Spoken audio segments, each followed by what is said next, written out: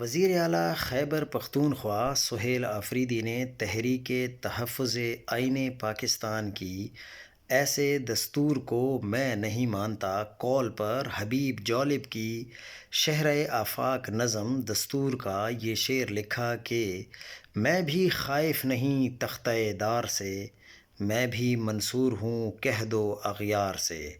حبیب جالب نے اس شعر میں حق پسندی اور ثابت قدمی کی وہ تصویر پیش کی تھی جو صوفی بزرگ حسین بن منصور حلاج کی یاد دلاتی ہے، وہی منصور جس نے انا الحق کہہ کر حق کے اظہار کی راہ میں اپنی جان قربان کی۔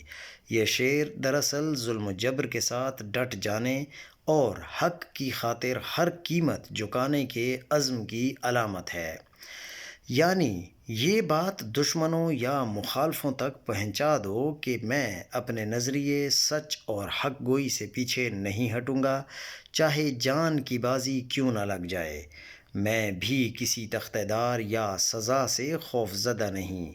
اگر سچ بولنے کی قیمت جان دینا ہے تو میں بھی وہی راستہ اختیار کروں گا جو منصور حلاج نے کیا تھا۔